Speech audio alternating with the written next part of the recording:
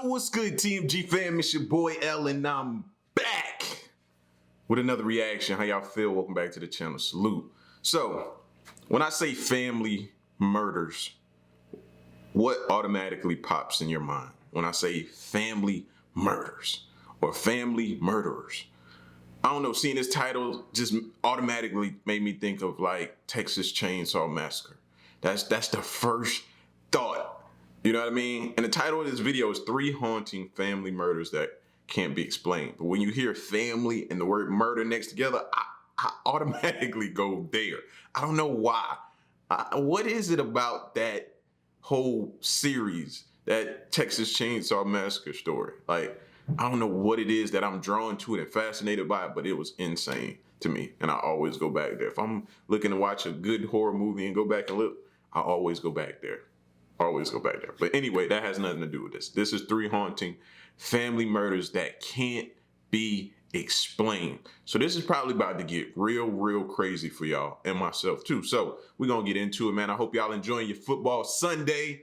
And I appreciate you taking your time out and coming to kick it with me for a little minute. You know what I mean? I'm doing good. My Titans won today. So I'm extra hyped. I'm extra hyped.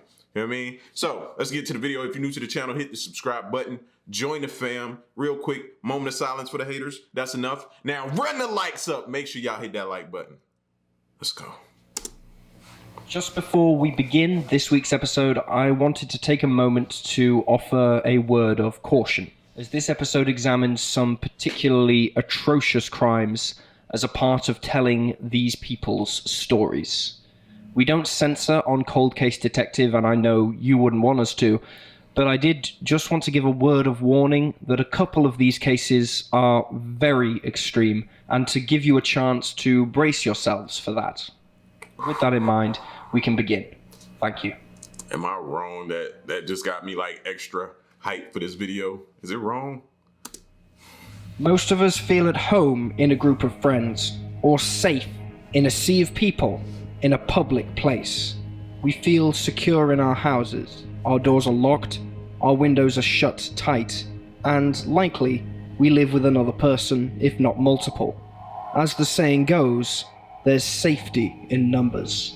However, this is not always the case. Across the globe, the sanctity of the home is breached every day, as people are assaulted, burglarized, or even murdered in their own properties. In today's video, we'll be looking at 3 particularly unnerving and unsolved murders that took place in the victims' very own homes.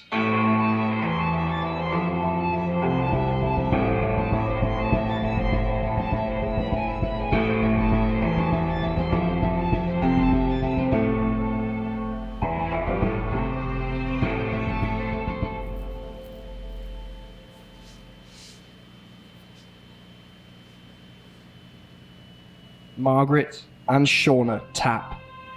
The double murder of Margaret Christine Tapp and her daughter Seana Lee Tapp is one of Australia's most notorious unsolved murders.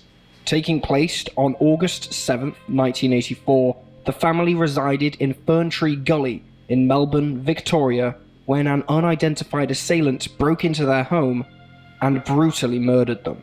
Margaret, a 35-year-old nurse and law student, was beaten and strangled with a length of rope, whilst her daughter, 9-year-old Seana, was sexually assaulted and then strangled. Her lifeless body was found on her bed when the pair were discovered the following day.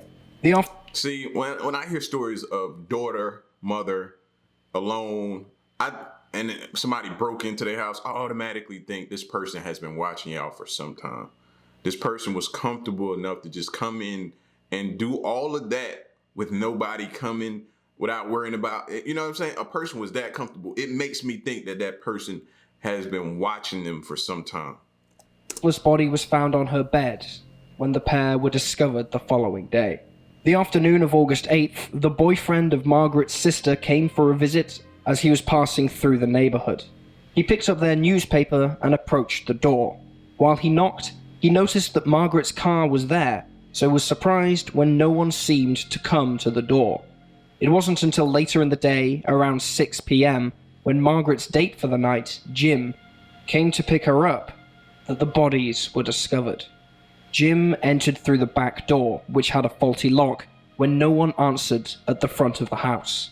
Aghast at the scene he found inside, he went next door to the home of their neighbors and called for the emergency services. Upon first glance, investigators thought that the scene looked like that of a domestic violence case. Jim, Margaret's date, was prime suspect number 1, since he was the one who discovered the bodies, and while he was interrogated, his story was found to be sound. He was also later cleared via DNA evidence. Margaret's ex-husband was another obvious suspect, but he had a solid alibi for the night of the murder and was dismissed also. A neighbor reported to authorities that she'd heard muffled screams from the house around 11 p.m. And the people who lived across the road noticed that the Tapp's normally quiet spaniel barked and howled around midnight. This, at least, gave investigators some sort of time frame to work with. But after interviewing Margaret's date and ex-husband, the case trail began to grow cold. Given Margaret's busy social and love life, it seemed that there were just too many different leads to follow, which made it hard for police to prioritize and work them. Not only this, but authorities found little in the way of forensic evidence. They gathered DNA evidence from Seana's nightgown, but found no unknown fingerprints in the house. So by them saying there was just too many people, is that their way of calling her like a hoe without calling her a hoe? You heard what he said, right? It just kept playing in my head. I'm gonna back it up. Too many different leads to follow. Too many different leads. That was like the gentleman's way of saying she was without saying that. That's crazy. Too many for them to, and he went on to say too many for them to prioritize. It's the first time I've ever heard that. Which made it hard for police to prioritize and work them. See? Not only this, but authorities found little in the way of forensic evidence. They gathered DNA evidence from Seana's nightgown, but found no unknown fingerprints in the house. Dunlop Valley tennis shoe prints were found in Margaret's bedroom and the bathroom. This lack of evidence is perhaps what slowed the case the most, as authorities are widely criticized for their slow progress on the case. It took over 20 years for Margaret's own brother to be ruled out as a suspect, as well as a former colleague of his who is described as a violent man with a record and who once delivered furniture to Margaret's home.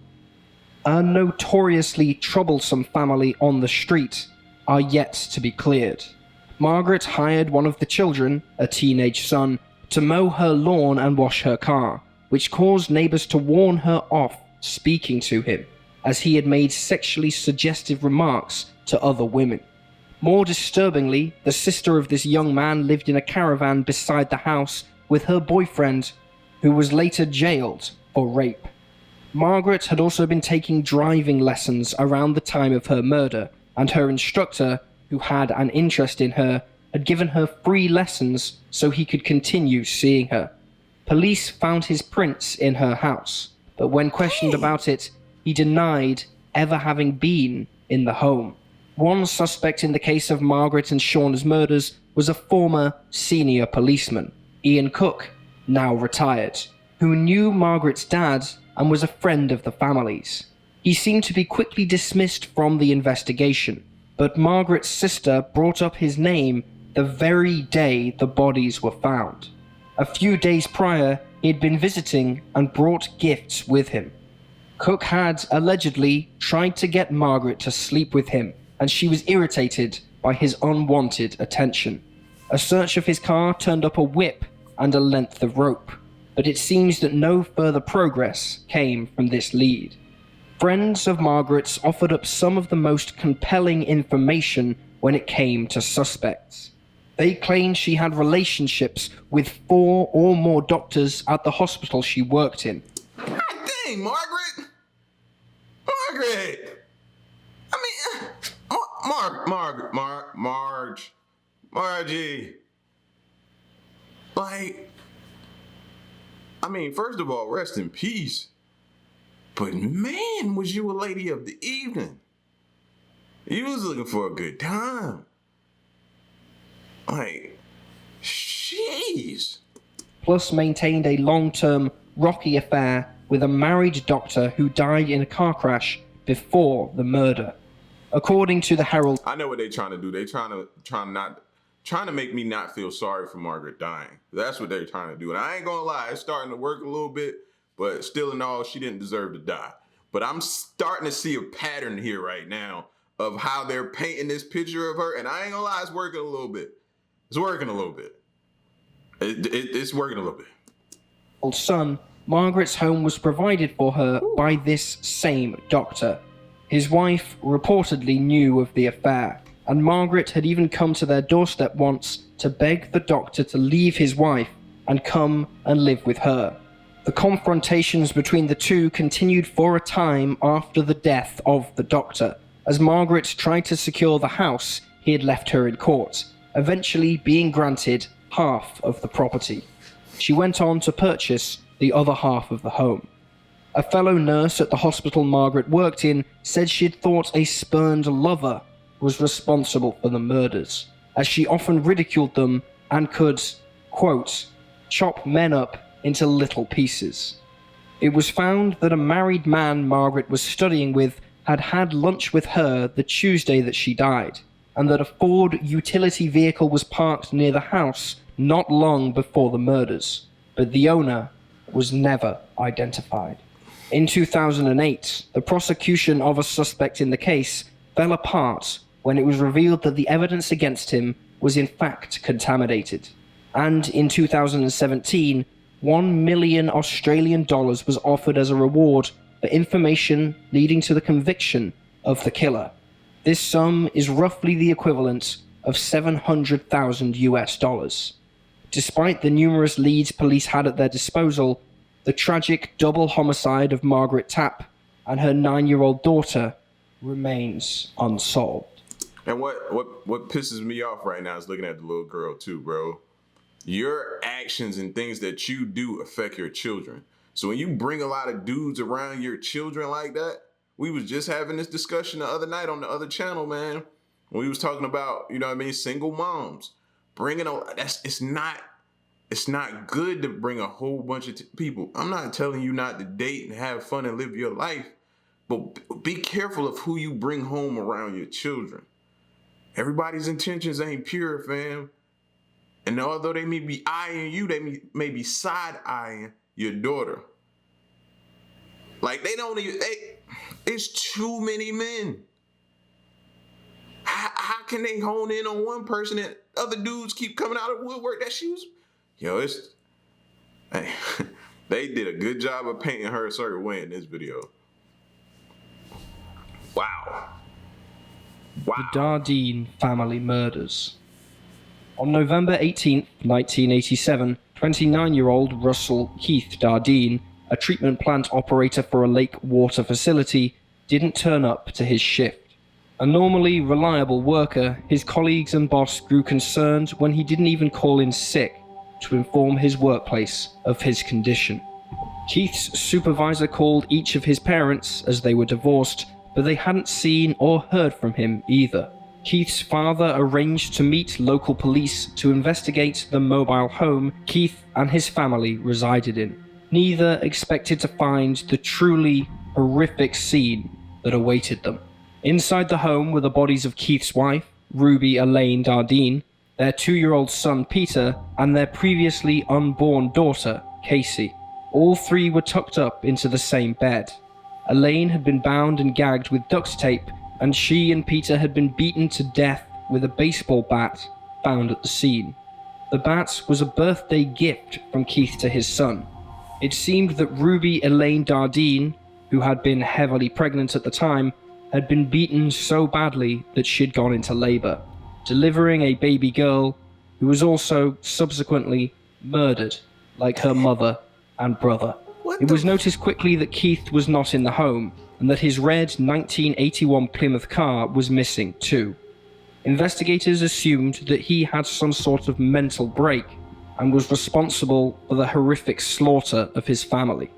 but his body was found by hunters the following day. I was about to say, fam, you kill your wife, your child, your unborn that then just turned born child too. That's beyond sicko. I was about to say.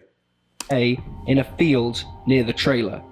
He had been shot 3 times and sexually mutilated. The Plymouth was found parked outside the police station at Benton, 11 miles from the home. The interior was splattered with blood. Local police and Illinois state cops worked together on the investigation, with 30 detectives assigned to work the case full time. 100 people were interviewed, and a man who was taken into custody early on was soon released, although there is little information as to why he was brought in. Another co-worker who'd had a disagreement with Keith was interviewed but dismissed as a suspect. Neither Elaine nor her husband Keith had any alcohol or drugs in their system. A small quantity of marijuana was found in the trailer, but not in sufficient quantity to imply that the couple were dealing drugs, and the police suspected it was possibly inadvertently dropped by the killer. The time of death served to muddy the waters of the case further, as each member was killed within an hour of the other. Elaine, Peter, and Casey had been dead for 12 hours before they were found, whilst Keith had been dead for 24 to 36 hours by the time he was found. Authorities couldn't determine how the murders were carried out, but it was speculated that since the killer had time to tidy up the crime scene and took 3 family members in bed, they mustn't have been in a rush to leave, which led to the idea that perhaps Keith was killed first. As there was no evidence of forced entry, police wondered if the family had been killed by someone they knew. Keith's mother, Joanne, said the increasing crime rates in the area had led to Keith and Elaine putting their mobile home up for sale so they could move somewhere that felt safer, and that Keith especially had become increasingly protective of the family. When a young woman came to the door to ask to use their phone, he refused to let her in. This makes it seem possible that someone the family knew had come to the door and committed the crimes. No valuables were missing from the home, and no sexual assaults had taken place, which prompted police to speculate about what could possibly be the motive behind the crime. The Franklin County coroner gave his 2 cents by adding that he felt the crime was motivated by personal reasons and was not a random act of brutal violence. Yeah, I'm thinking the same thing. It's got to be somebody they know. Like you said, he had time. Time. Person, that don't sound like a person breaking in and then just freestyling this whole murder situation. No, it seemed like they had time. They knew nobody was coming. They knew the family well enough. And then that was just horrific. For you to beat her so bad that she goes into labor, and then you kill the newborn child? Like, you knew you had time. Yeah. I'm thinking it's somebody they knew. They got to dig into his past, what he had going on, or what he was involved in, something. Elaine worked at an office supply store, and she and her husband partook in a musical ensemble with a small Baptist church in their free time. There was no evidence of extramarital affairs by either party. By all accounts, they were a happy, well-liked family. Still, given the sexual mutilation and whispers that Elaine's child had been ripped from the womb, drove conspiratorial speculations that the culprits were Satanists active in the area, performing a ritual sacrifice of the family. Police experts on cult disputed this theory by pointing out that there was very little mutilation, no body parts were harvested, and there was a lack of symbolism and lit candles at the scene, which are things common in ritualistic killings. FBI profilers found that the crime scene defied their usual analytical methods and could provide little in the way of new insights and leads. Joanne, Keith's mother, has been a huge advocate for finding answers in the case. She theorizes that the family were possibly murdered in a case of mistaken identity, or maybe someone tried to force her son into doing something illegal, such as selling drugs, and he was killed for refusing. She also speculates that maybe Elaine rejected someone's advances and was murdered in revenge. Joanne works tirelessly on finding new leads, reporting anything she finds to the lone officer still working the case, and asking constantly if there's any new movement in it. America's Most Wanted ran a segment on the story in 1988, but the Oprah Winfrey Show declined to run the story on the basis that it was too gruesome for daytime TV. After this point, theories begin to peter out. Angel Resendez was considered a suspect at one point in time, but no connection was ever made between him and the murder of the Dardeens. See, don't that sound like a cartel murder? Don't that sound like that to y'all? Instead of just a regular old out the blue murder? Like, he would need to be involved with the cartel or stole from somebody that's a cartel or beat up a cartel member for somebody to come in there and mutilate you and your family the way they did. Like, that screams like that type of stuff to me. Resendez was a particularly violent serial killer who traveled the country by train, chose victims near the tracks, and beat them to death. At some time in the year 2000 or shortly after, serial killer Tommy Sells, awaiting trial for murder, admitted to other crimes, including the needless deaths of the Dardeens. However, many find Sells' alleged confession hard to believe for a number of reasons, including that he changed his story numerous times. He first claimed to have met Keith at a truck stop or pool hall. He gave different variations, and after being invited to the Dardeens' home for dinner, Sells' anger was triggered by Keith sexually propositioning him. In one version, he says Keith asked him to participate in a threesome with Elaine. Sells then said he forced Keith by gunpoint to drive to the area he was killed in, and then he returned home to murder the rest of the family. In the third version of events, as told by Sells, he didn't meet Keith at all, but decided, upon seeing the for sale sign outside the Dardeen home, to knock on the door of the home and pretend to be a buyer. He overpowered Keith and forced him to gag and bind the rest of the family. He then forced the 29-year-old to the area he was killed in and returned to the family home. He claimed to have raped Elaine before killing her and her children. But there are several discrepancies in this last story, starting with the fact that Elaine was not sexually assaulted. It is important to note, once again, that this was a family so paranoid about crime they wouldn't even let a young woman in. So how could one account for the Dardeens opening their door to a man like Tommy Sells? Sells was also less reliable about information not made public, often giving the wrong answer several times. It's possible he simply guessed the right answer after a few tries. Friends and family also think that the claims of Keith making advances are unlikely, as Keith never showed an interest in other men. Authorities believe it's likely he confessed so he could take advantage of the judicial system's gratitude, perhaps looking for a more lenient sentencing. But the harrowing case of the Dardeen family remains unsolved to this day. And now there's a killer out there who has the capabilities of doing that to another family. That's what I'm saying, man. That is exactly what I'm saying, bro. It makes you not even want to get to know nobody, because that person could be the person you're getting to. No, I don't know new friends. I'm cool. Nah, my family is way more important to me than that. You know what I'm saying? People are crazy, bro. They can't even figure out a motive as to why or what was the reason behind this brutal killing. No.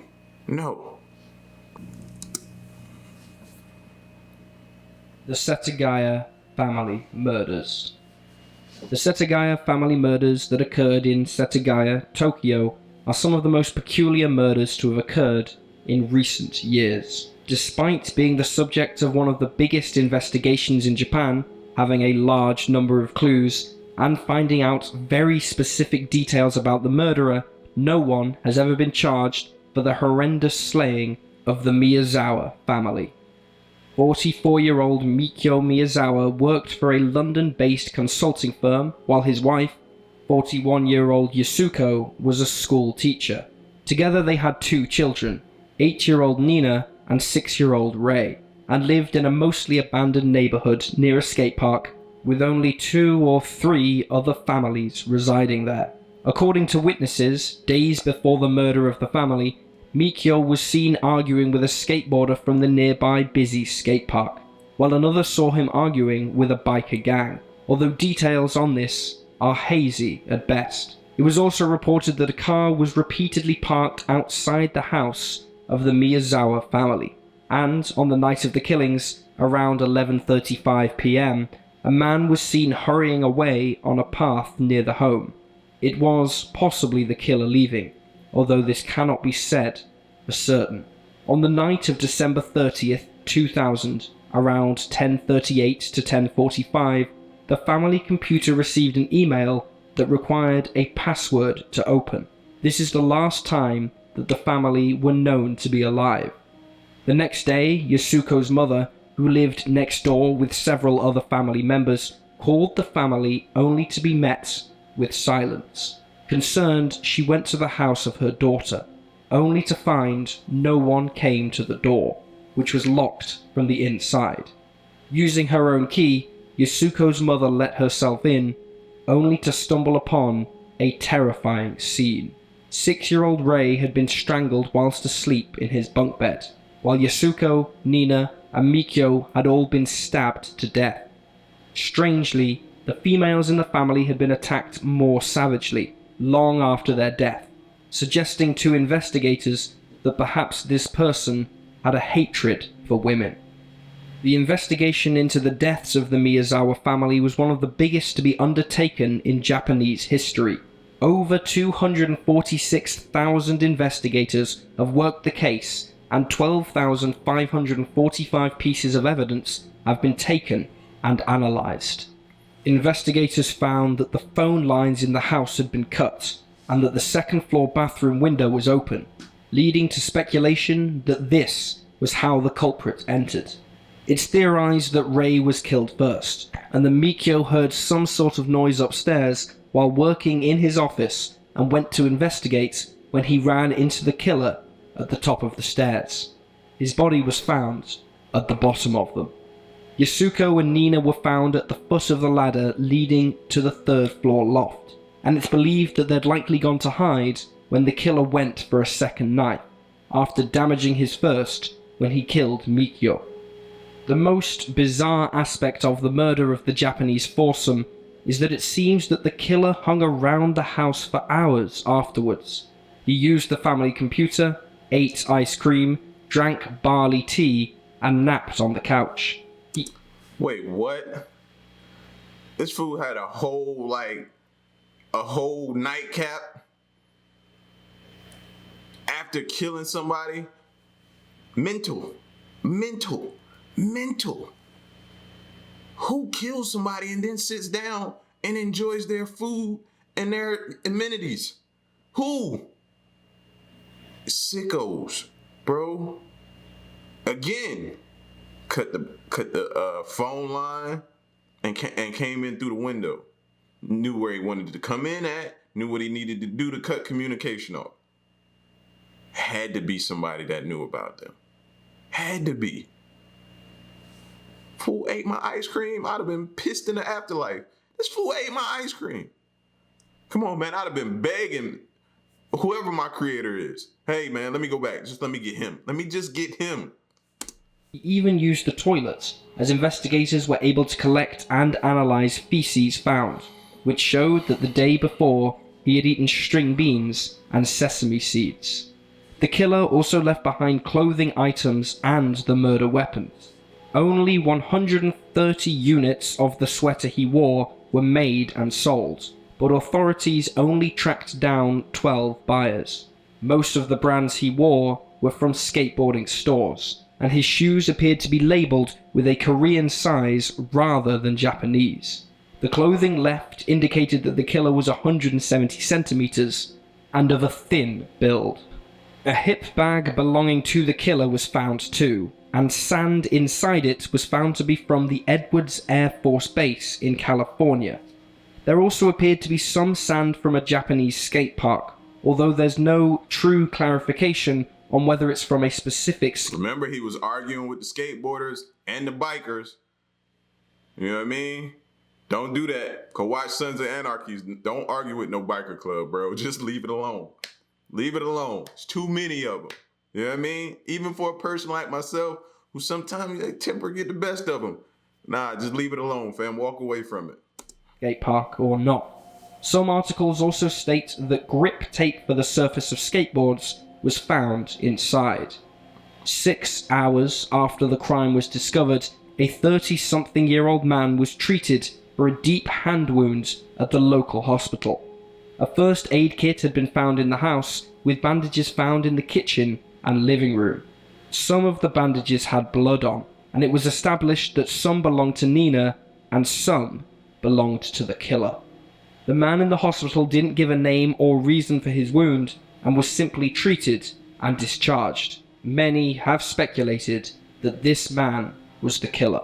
It also seemed that some money was missing from the Miyazawa family home, a quantity valued at approximately $1,250. But investigators found money lying about that hadn't been taken, so it was ruled out that robbery was a motive, especially as no other valuables had been stolen. Also gone from the house was an old jacket of Mikyo's, and the computer power cord could not be located. Some articles report that New Year's Eve greeting cards were also missing, but this was later proven false, as an officer had actually taken them into evidence to follow up with the family and friends who had sent them. According to Yasuko's mother, a loud bang sounded at around 11:30 p.m. This was possibly caused by Mikyo falling down the stairs, or the soft ladder deploying. In 2017, DNA analysis revealed that the traces of blood type A that were found at the scene and didn't belong to the family showed that the killer's mother is of European descent, possibly from a country near the Mediterranean or the Adriatic Sea. The Y chromosome also showed that the father is of Asian descent. Every year, the Tokyo Metropolitan Police make a pilgrimage to the house for memorial ceremonies.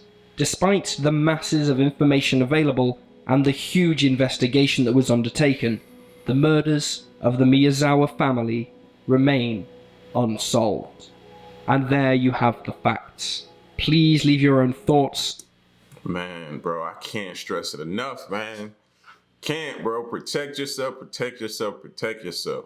Before you go out and spend money on some stuff you don't need, think about your home protection, man, and your family. Think about that first. Protect them at all costs, bro. You see the sickos out here. They'll kill you and eat your ice cream afterwards. That's sick. That's different. That's different. You know what I mean? Be careful who you bring around your family. Your daughter. You know what I mean? Have a good time. Go out there, be sociable, do what you want to do. Careful who you bring around your children, though. These were some crazy, crazy stories, man.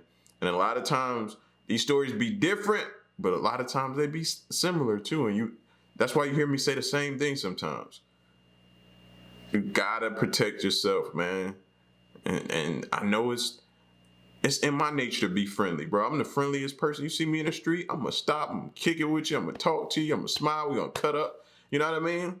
But at the same time, I need to kind of chill from that a little bit or do that and keep it there. Not, oh man, when y'all want to go hang out, just meeting new people like that. You got to vet people for a long time. You got to. It's crazy, man. These were some brutal, brutal massacres that these killings. I know it wasn't that many people, but I still consider them like massacres. That's crazy. That's insane. In their homes.